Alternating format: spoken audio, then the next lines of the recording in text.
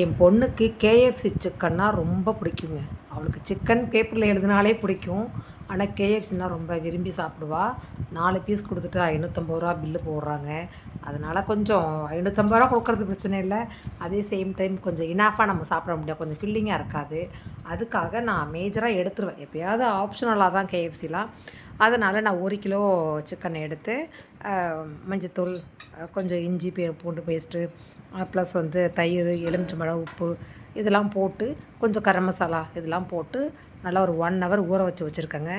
அந்த பவுட்ருக்கு வந்து பார்த்திங்கன்னா, அந்த ஃப்ளோர் என்ன போட்டிருக்கேன்னா 3 கரண்டி மைதா மாவு, 2 கரண்டி கார்ன்ஃப்ளவருங்க.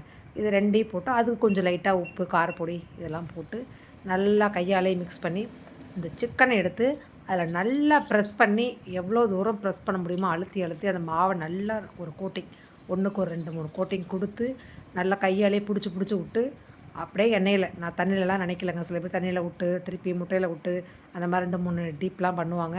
நான் அதெல்லாம் ஒன்றுமே பண்ணல. மாவையே சும்மா பெரட்டி அப்படியே போட்டுட்டேன். நல்லா சூப்பராக இருக்குது.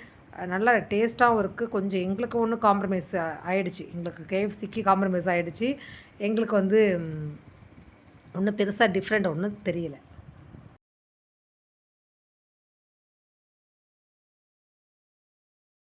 இருந்தாலும் உள்ளது சிக்கன் தானங்க. அதில் ஒரு மாற்றமும் இல்லை. இது என்ன நாமளே நின்று செஞ்சு சாப்பிட்றோம். அது செஞ்சு கொண்டு வந்து கொடுப்பாங்க, சாப்பிடுவோம், அவ்வளோதான். அதனால் நாங்கள் வந்து சில்லி சாஸும் டொமேட்டோ சாஸும் வச்சு சாப்பிட்டு முடிச்சிட்டோம்.